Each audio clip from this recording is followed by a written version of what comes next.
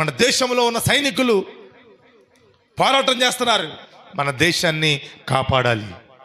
మన దేశ ప్రజలు అల్లర్లు జరగకుండా, బాంబుల దాడి జరగకుండా, అణుబాంబుల దాడి జరగకుండా వారి సాయశక్తుల ప్రాణాలకు తెగించి వారు పోరాటం చేస్తున్నారండి. పోరాటం చేసేవారికి పలానా కులం కొరకు పోరాటం చేయాలి, పలానా మతం కొరకు పోరాటం చేయాలి, పలానా కుటుంబం కొరకు పోరాటం చేయాలని ఉద్దేశంతో పోరాటం చేస్తారా? ఆ పోరాటం చేసేవారిలో ఓన్లీ హిందువులు మాత్రమే ఉన్నారా? ముస్లింలు మాత్రమే ఉన్నారా? క్రైస్తవులు మాత్రమే ఉన్నారా? బౌద్ధులు మాత్రమే ఉన్నారా? సిక్కులు మాత్రమే ఉన్నారా? ఆయా మతస్థులు ఊరి కేవలం ఒక్క మతానికి చెందిన వారే ఉన్నారు? నో. దేశ ప్రేమ కలిగినటువంటి ఆయా మతంలో ఉన్నటువంటి ప్రతి ఒక్కరూ కూడా దేశ ప్రేమ కలిగి పోరాటాలు చేస్తున్నారు. మనమేమో ఇక్కడ లోకంలో మన లోపల కొట్టుకుని చేస్తున్నాం. పొలాల కొరకు, స్థలాల కొరకు, ఇల్లు కొరకు, ఆస్తుల కొరకు, అంతస్తుల కొరకు, భార్యల కొరకు, పిల్లల కొరకు, అమ్మాయిల కొరకు, అబ్బాయిల కొరకు, కులాల కొరకు, మతాల కొరకు,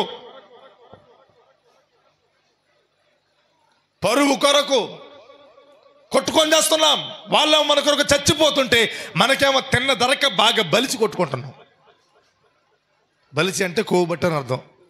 మళ్ళీ దాన్ని తప్పు కనుకోమాకండి, బైబిల్లో ఉన్నమాట ఇది.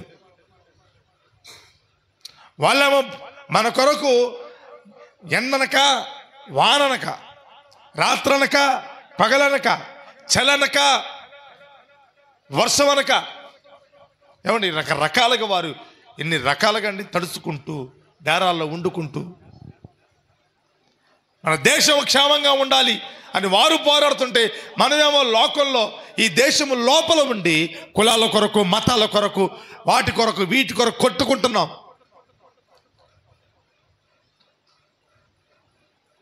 ఎంత బాధాకరమైన విషయం అండి. వారు యుద్ధ నీతి జరిగిస్తున్నారు. వారి దేశం మీద ఉన్న ప్రేమను చూపిస్తున్నారు. అందుకే దేవుడు కూడా సైనికులను ఇష్టపడతాడండి. సైనికులు అంటే దేవునికి కూడా చాలా ఇష్టం. బైబిల్ గ్రంథంలో దేవుని ప్రజల కొరకు సైనికులను దేవుడు ఏర్పాటు చేశాడు. యుద్ధ విద్య తెలిసిన వారిని దేవుని రాజ్యవ్యాప్తి కొరకు వాడుకున్నాడు. మీరందరూ ఒక మాట చెప్పి నేను ముగించాలని ఆశపడుతున్నాను. దేవునికి సైనికులు అంటే ఎంత ఇష్టం అంటే, పరిశుద్ధాత్మ దేవుడు అపోస్తున్న పౌలు గారిలో నుంచి ఒక మాట మనందరికీ ఆదర్శంగా ఉండాలని, మనమందరము చూసి నేర్చుకోవాలని ఒక విషయాన్ని మన కొరకు రాయించాడు. ఆ విషయాన్ని మీ కొరకు తీసి దాన్ని వివరించి నా మాటలు ముగించాలని ఆశపడుతున్నాను. క్రీస్తు యేసు యొక్క మంచి సైనికుని వలె నాతో కూడా శ్రమను అనుభవించుము.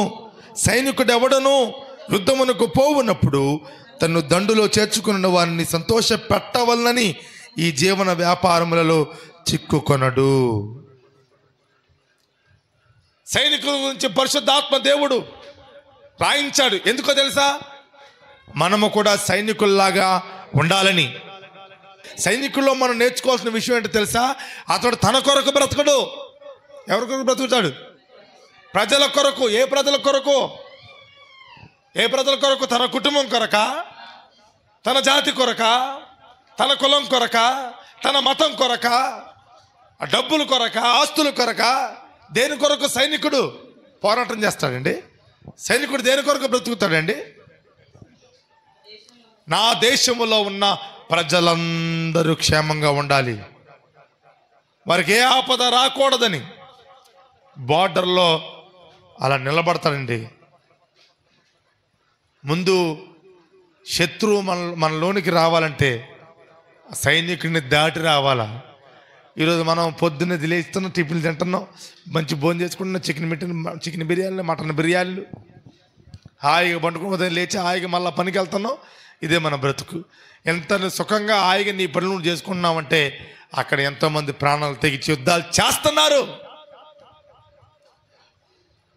ప్రాణాలకు తెగించి కాపలా కాస్తున్నారు. కనుక శత్రువు రావడానికి ఇష్టపడటం లేదు. ఒకవేళ వచ్చినోటిని చుక్కలు చూపిస్తున్నారు.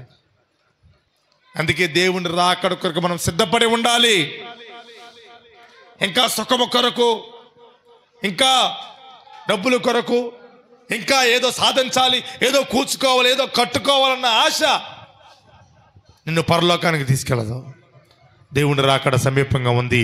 నేను ఆ రాజ్యము చేరాలన్న ఆశను కలిగి ఉంటే దేవుని సన్నిధానములో సంఘముగా కూడుకొని, ఆయా స్థలాల్లో సంఘముగా కూడుకొని ప్రభువు రాకడ కొరకు నువ్వు సిద్ధపడతావు అంటాడు కదా. మంచి సైనికుని వలె ఏం చేయాలంట? శ్రమను అనుభవించాలి. మంచి సైనికుడు ఎవరికొరకు శ్రమ అనుభవిస్తాడు చెప్పండి? శ్రమ అనుభవించాలన్నాడు.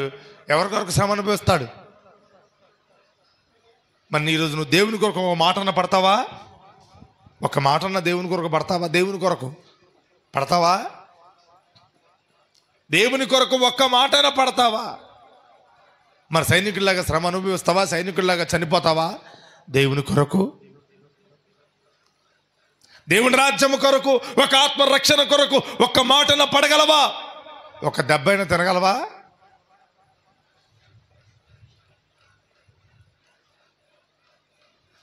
సైనికుడు తన కొరకు శ్రమ పడడు, తన ప్రజలందరి కొరకు, తన దేశ ప్రజలందరి కొరకు శ్రమ పడతాడు, చనిపోతాడు అవసరమైతే.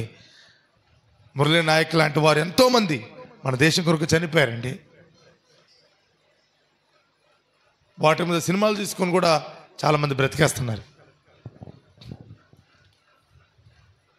ప్రాణాలకు తెగించి.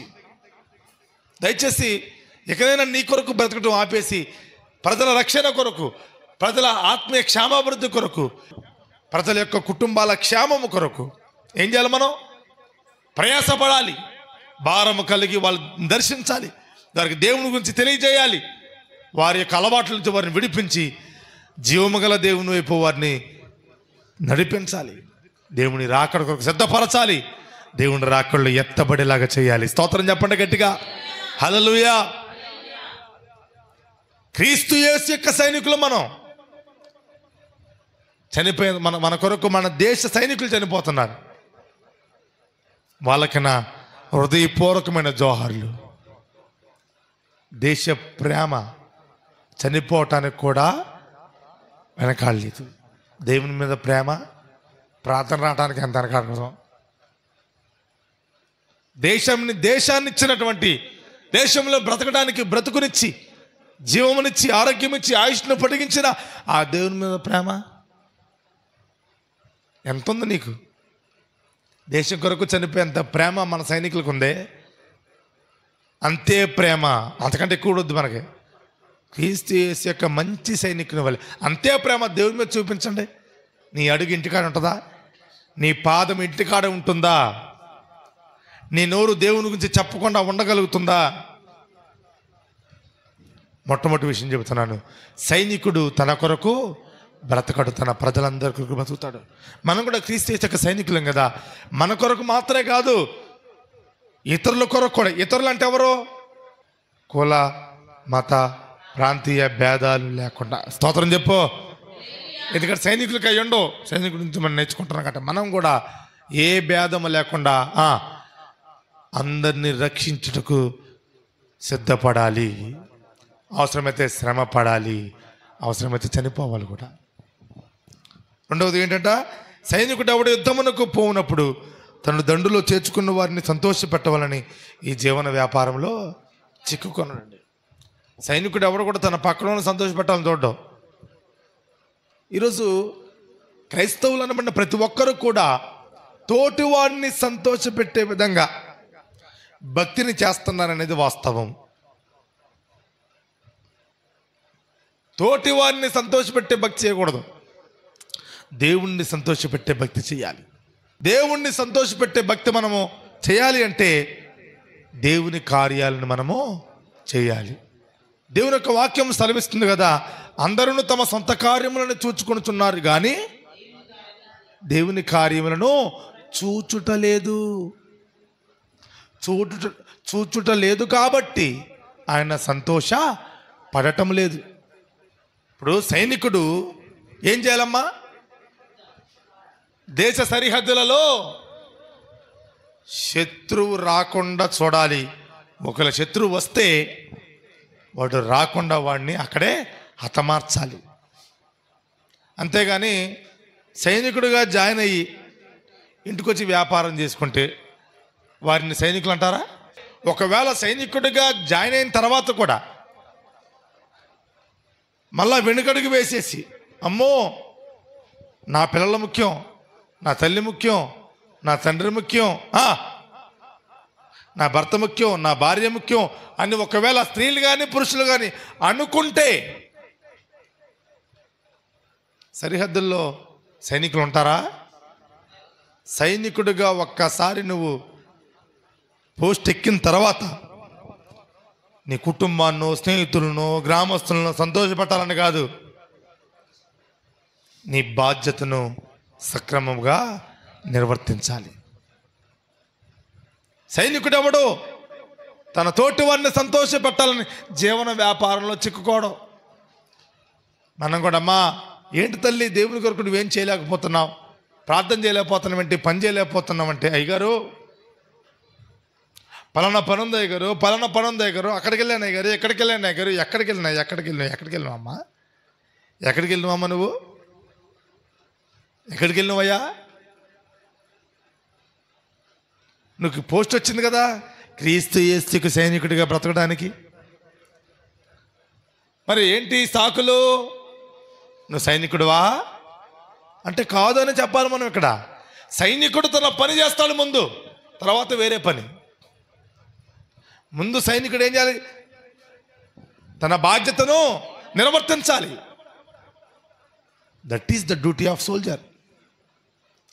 అంతేగాని డ్యూటీ చేసే టైంలో తన పనులు తను చేసుకుంటే అది సైనికుల లక్షణము కానే కాదు. ఇప్పుడు యుద్ధం జరుగుతుంది, మాంబో ఆ యుద్ధంలో ఎవరు వెళ్తారు, అక్కడ ఎవరు చచ్చిపోతారని ఇంట్లో బిర్యానీ తిని చక్కగా దుప్పటి తిని పండుకుంటే మన దేశం ఏమైపోద్ది? నాశనమైపోతుంది. ఒక సైనికుడు తన బాధ్యతను మరిచి తన పనులు తను చేసుకోవటం వలన ఆ దేశానికి ఎంత ప్రమాదమో. మంచి సైనికులుగా ఉన్న మనము దేవుని పని చేయకుండా, దేవుని కార్యాలు చేయకుండా మన పనులు మనం చేసుకోవటం వలన మన కుటుంబానికి, మన గ్రామంలో ఉన్న ప్రతి వ్యక్తికి, అంటే అర్థం ఏంటి, వారి ఆత్మలకు అంతకంటే గొప్ప ప్రమాదం ఉందన్న సంగతి మీరు తెలుసుకోవాలి. మన బాధ్యత ఏంటి? దేవుని కొరకు సైనికులుగా పని చేయాలి. ఎందుకంటే ఆత్మలకు ప్రమాదం ఉంది. సైనికుడు సరిహద్దులలో పని చేయకపోతే శరీరాలకు ప్రమాదం ఉంది. క్రీస్తు యేసు యొక్క మంచి సైనికులమైన మనము దేవుని పని చేయకపోతే, దేవుని కొరకు పని చేయకపోతే ఆత్మలకు ప్రమాదం ఉంది. శరీరానికి ప్రమాదం ఈరోజు కాకపోతే రేపైనా జరిగిద్ది, కానీ ఆత్మకు ప్రమాదం జరగకుండా చూడాల్సిన బాధ్యత ఎవరి మీద పెట్టాడు దేవుడు? క్రీస్తుని నమ్మి అంగీకరించి వెంబడిస్తున్న మన మీద ఉంచాడు అన్న సంగతి ఈరోజు మీరు తెలుసుకోవాలి. ఎవరికైనా ఉంటుందండి ఆత్మ రక్షించబడాలన్న బాధ్యత కానీ భారం కానీ? యేసుక్రీస్తుని నమ్మిన వాళ్ళు తప్ప ఎవరికైనా ఉంటుందా? ఉండదు. ఎవడెలా పోతే నాకేంటి, నా భక్తి, నా కుటుంబము, నా జీవితము, నా స్థలము, నా ఆస్తి, నా అంతస్తులు, నా ఉద్యోగము, నా వ్యాపారము అని ఎవరికి వారుగా ఎవరి కుటుంబాల కొరకు వాళ్ళు బ్రతుకుతుంటారు. కానీ ఒక ఆత్మ రక్షించబడాలి, ఒక వ్యక్తి బాగుపడాలి, ఒక వ్యక్తి చెడు అలవాట్ల నుంచి, పాపం నుంచి విడిపించబడాలి అన్న భారము, బాధ్యత, ప్రార్థన క్రైస్తవులలో తప్ప మరి ఎవరిలోనైనా ఉంటుందా? మరి అలాంటప్పుడు మనం అందరము దేవునికి సైనికులమే కదా. బాధ్యతగా మనము బాధ్యతను తీసుకుని భారము కలిగి మనము మన శత్రువైన సాతాను బంధ హస్తాలలో నుంచి మన ప్రియుల ప్రజల ఆత్మలను రక్షించాల్సిన బాధ్యత మన మీద ఉందా లేదా చెప్పండి. ఎందుకు ఉందంటే we are not a ordinary persons. మనము క్రీస్తు యేసు యొక్క మంచి సైనికులము కాబట్టి స్తోత్రం చెప్పండి. సైనికుడు అలా ఎనర్జీగా ఉండాలి. జనగణ మన పాడిన ఎనర్జీగా ఉండాలి, వందే మాత్రం పాడిన ఎనర్జీగా ఉండాలి. అటెన్షన్ చెప్పినా, స్టాండ్ చెప్పినా, సాల్యూట్ చెప్పినా, ఆర్డర్ చెప్పినా, నుంచున్నా, మాట్లాడినా స్ట్రైట్గా ఉండాలా. దేవునికి స్తోత్రం చెప్పండి గట్టిగా. నేను అల్లేలు చెప్పంటే అల్లేలు అంటారు. మరి నువ్వు నిన్ను ఎట్ట సైనికుడు అనాలో నాకు అర్థం కావట్లే. కుక్కురు తెగులు వచ్చిన కోళ్ళలాగా అల్లేలియా. మనము కూడా క్రీస్తు యేసు యొక్క సైనికులము. ఎప్పుడు కూడా సైనికుల్లాగా కూర్చొని కాళ్ళు దగ్గర పెట్టుకొని స్ట్రైట్ కూర్చోవటం, కుదురు కూర్చోవటం, దేవుని సన్నిధానంలో గంభీరంగా పాట పాడాలి, గంభీరంగా వాక్యం చదవాలి, గంభీరంగా హల్లెలూయా చెప్పాలి, గంభీరంగా ఆమేన్ చెప్పాలి. Because we are the soldier of Jesus Christ. Hallelujah. మనము సైనికులము, క్రీస్తు యేసు యొక్క సైనికులము. మన పని మనం చేయాలి. మన పని మనం చేయకోకుండా మన సొంత పనులు మనం చేసుకుంటే నీవేం సైనికుడవు. అందుకే అంటాడు కదా, సైనికులు చూసి నేర్చుకోండి నాన్న. వారు చేయాల్సిన పని టైంలో ఆ పనే చేస్తారు కానీ వారి సొంత పనులు చేయరు. మీకు అర్థమయ్యేటట్టు చెప్తున్నా, ఆఖరికైనండి. వాళ్ళు తినేటప్పుడు, ఒకవేళ వాళ్ళు అన్నం తినేటప్పుడు, వాళ్ళు బట్టలు ఉతుకునేటప్పుడు, వారు వంట వండేటప్పుడు, కూర్చొని ఫోన్ చూస్తున్నా లేకపోతే ఫోన్ మాట్లాడుతున్నప్పుడు, అసలు శత్రువు వచ్చేస్తున్నాడు యుద్ధానికి సిద్ధం కండని ఒకవేళ వాళ్ళు మేజర్ కనుక చెబితే తినే అన్నం వదిలిపెట్టి గన్ను పట్టుకొని ఉన్న పాటున బయలుదేరి వెళ్ళాలి. ఎందుకు? అది వారి పని కాబట్టి, అది వారి బాధ్యత కాబట్టి, ఈ విషయాలు వారికి తెలుసు కాబట్టి ఉన్న పాటున బయలుదేరి వెళ్ళడమే. మరి నీ పని చేయాల్సిన టైం వస్తే నీవెంత సిద్ధంగా ఉంటున్నావు దేవుని కొరకు? మీరు 1వ తరగతి 10వ తరగతి చెప్పాలి. ఇప్పుడు మీరు ఇది మన పని, ఇది మన బాధ్యత అని 1వ తరగతి చదివేవాడికి అయితే చెప్పాలి. 10వ తరగతి చదివేవాడికి కూడా చెప్తారా? తన్ని తాలింపేస్తారు, అవునా కాదా? 10వ తరగతోడు ఏ టైంకి రావాలో వాడికి తెలుసు, ఆ టైంకి రావాలి, అంతేనా? ఏమేమి చేయాలో వానికి తెలుసు. ఎందుకంటే 10 సంవత్సరాలుగా స్కూల్కి వెళ్తాడు కాబట్టి. 1వ తరగతోడు వెళ్ళిందా 1 సంవత్సరం నుంచి, వాడికంటే ప్రతిదీ చెప్పాలి. మరి 10వ తరగతి చెప్పాలా? ఇప్పుడు మీరు అందరూ 1వ తరగతిలో ఉన్నారా, 10వ తరగతిలో ఉన్నారా? 10వ తరగతి స్టాండర్డ్లో ఉన్నారు దేవునిలో. మరి ఇంకా 1వ తరగతి పాఠాలే ఎట్టా? కుదరదు. నీవు సైనికుడు అని గుర్తుపెట్టుకో. దేవుని పని చేయాల్సిన బాధ్యత నీ మీద ఉందని సంగతి తెలుసుకో. అందుకోసం ఆయన పని తప్ప ఇక నీ పనుల మీద నీకు ఎక్కువగా ఫోకస్ ఉండకూడదు. ఒకవేళ నీ పనులున్నా ఆయన పని తర్వాతే. స్తోత్రం చెప్పండి గట్టిగా. హల్లెలూయా. మనము కూడా సైనికుల్లాగా వారు దేశ క్షేమం కొరకు పనిచేస్తున్నారు, మనము ఆత్మీయ క్షేమం కొరకు పనిచేద్దాం. దేవుని కొరకు మనం పని చేద్దాం. కుల మతాల అతీతముగా మన మైండ్లో ఆ చెత్త చెదారమును తీసివేయాలి. సమాజం అది ఉన్నంత కాలము దేశానికి ప్రమాదం.